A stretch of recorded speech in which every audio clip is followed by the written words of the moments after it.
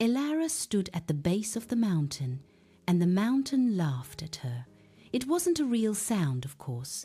It was the silent, crushing weight of its presence. Granite and ice, it clawed at the sky, its peak lost in a swirl of bruised clouds.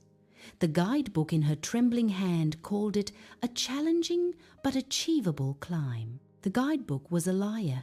It was a beast. Just looking at it, her resolve began to crumble, a cookie tossed into a tempest. Her stomach was a knot of yesterday's cheap coffee and today's raw terror. She thought of her cramped apartment, the familiar hum of her laptop, the safe, predictable world she'd left behind. What was she doing here? This wasn't her.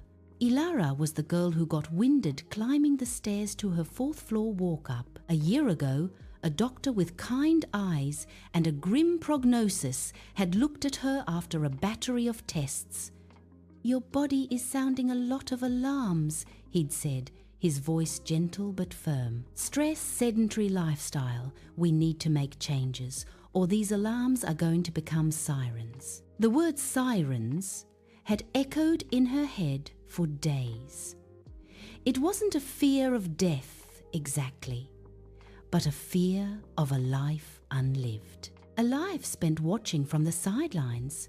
So she'd made a list, a ridiculous, grandiose list: run a 5K, learn to cook a real meal, see the northern lights, climb a mountain. She'd penciled them in her planner between pay electric bill and dentist appointment. The 5K had happened. It was a shuffling, gasping, undignified affair. But she'd crossed the finish line and wept. The real meal was a slightly burnt but edible lasagna. The northern lights were still a dream, a smudge of green on her vision board. And now, the mountain. Her first step onto the trail wasn't a step of courage, but of sheer, stubborn will. She'd paid for the guide, booked the time off work, flown 6 hours. Backing down now felt like a bigger failure than the mountain itself. The first hour was a cruel joke. The path was a steep, unrelenting slope of switchbacks. Her backpack, packed with expert advice, felt like it was filled with anvils. Her brand new hiking boots, broken in on city sidewalks, rubbed mercilessly against her heels. Her breath came in ragged, panicked gasps. She focused on a point just a few feet ahead, a gnarled tree root, a patch of moss. Just get to the root. Just get to the moss. Around her, other hikers passed with cheerful nods, their legs pistons of effortless energy. They belonged here. She was an imposter, a fraud in fluorescent sportswear. On a particularly brutal switchback, her foot caught on a rock. She stumbled, flailing, and landed hard on her hands and knees. The gravel bit into her palms. The shame was immediate and absolute. Hot, stupid tears pricked at her eyes. She sat there on the cold ground, a defeated heap. Their guide, a weathered man named Jiro, who moved with the quiet grace of the wind, appeared beside her. He didn't offer a hand to pull her up. He simply crouched down, his presence calm and steady. He pointed not at the peak, but at a small, tenacious yellow wildflower pushing through a crack in a boulder near her face. "This," Jiro said, his voice soft as the mist, "this is the mountain." Elara blinked at the flower, confused. "That's a flower. It did not grow yesterday," he said. "It did not look at the peak and despair. It only pushed through the rock today, a little bit. Then tomorrow, a little bit more. One small push at a time." He wasn't telling her to be strong. He was telling her to be small, to be patient, to be like the flower. He stood up, shouldered his pack, and continued walking, his pace unhurried. Elara looked from the flower to the daunting path ahead. then down at her own 2 hands, planted firmly on the ground. She pushed herself up. She took a step, then another. She stopped looking at the peak, which seemed to retreat with every step forward. Instead, she played a game with herself. I will walk for the length of one song on my playlist. Then, I will walk until I count 100 steps. The mountain didn't disappear, but it fractured into a series of tiny, achievable missions. The hours bled together. The landscape shifted from scraggly pines to hardy shrubs to a stark, lunar expanse of rock and scree. The air grew thin and cold. Her legs screamed. Her lungs burned. The blister on her heel was a fiery counterpoint to every step, but she kept putting one foot in front of the other. She was no longer trying to conquer the mountain. She was simply in a negotiation with it. It would give her this step, and she would take it. As the afternoon sun began its slow arc towards the horizon, they reached the base camp, a flat, rocky saddle just below the final, icy summit push. The guides would take them to the top in the early morning, before dawn.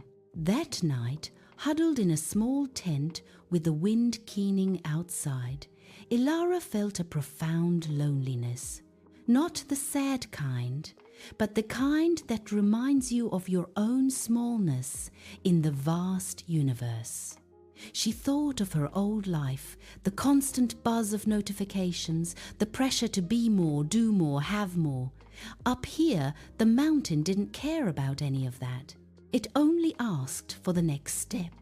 The summit push began at 3 a.m. Her world narrowed to the small circle of light from her headlamp. She couldn't see the drop-offs, couldn't see the impossibly long way down. She could only see the next bit of trail, the glitter of frost on the rocks, the sturdy boots of the climber in front of her. Step, plant, breathe, step. The sky began to lighten, a deep indigo bleeding into soft pink. Jiro, climbing beside her, pointed with his chin. She looked up and gasped. The peak, which had been a cruel taunt for so long, was suddenly, impossibly close. A final steep ridge of snow and rock glowing in the alpenglow. The last 50 yards were the hardest of her life. Every cell in her body screamed for her to stop, but the peak wasn't a taunt anymore. It was a promise. She was no longer fighting the mountain. She was moving with it. A slow, deliberate dance towards its summit. And then there was no more up. She stood on top of the world.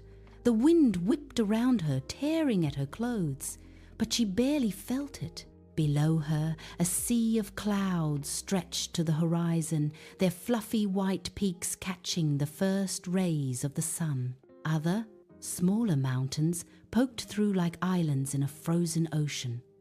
The silence was immense, broken only by the flutter of prayer flags Jiro had tied to a rock cairn. Tears streamed down her face, freezing on her cheeks. It wasn't joy, not exactly. It was a sense of staggering, humbling clarity. She hadn't conquered the mountain. The mountain had allowed her to visit. It had taught her its lesson. Every breathtaking view was built on a foundation of mundane steps. Every victory was just a series of small, unglamorous moments of choosing to continue. The 5K, the lasagna, this summit, they were all the same. One foot in front of the other, one day at a time.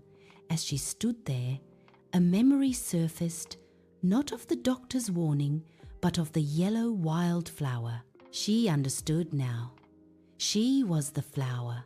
Not a mighty oak, not a towering redwood, but a small, stubborn thing that had pushed through the rock just a little bit and found itself in the sun.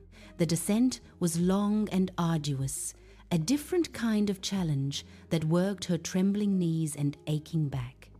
But her heart was light. She carried the summit inside her. Back in her cramped apartment, the mountain was a world away. The laptop hummed its familiar tune. The bills waited to be paid. But something had shifted. When she looked at her vision board, at the smudge of green that was the northern lights, she didn't see an impossible dream. She saw a journey. That evening, she laced up her running shoes. She didn't think about the distance. She just stepped out her front door. She walked to the corner. Then she walked a little bit more, one step at a time. It was the only way to get anywhere. And for the first time in her life, Ilara was excited to see where she would go. Moral of the story: great achievements are not born from heroic leaps, but from the quiet courage of showing up again and again and taking the next small step, even when the summit is hidden, even when you stumble, even when you feel like an imposter. The mountain, like life's most daunting challenges, cannot be conquered in a single dramatic moment. It is conquered in the thousands of unnoticed moments, the breath before a step, the choice to rise after a fall, the decision to measure progress not by how far the peak recedes, but by how many steps you have taken. Ilara's transformation wasn't about reaching the top. It was about learning to stop being paralyzed by the immensity of the goal and instead finding peace and power in the process. The yellow wildflower did not despair at the size of the mountain. It simply pushed through the crack, a little at a time, until it found the sun.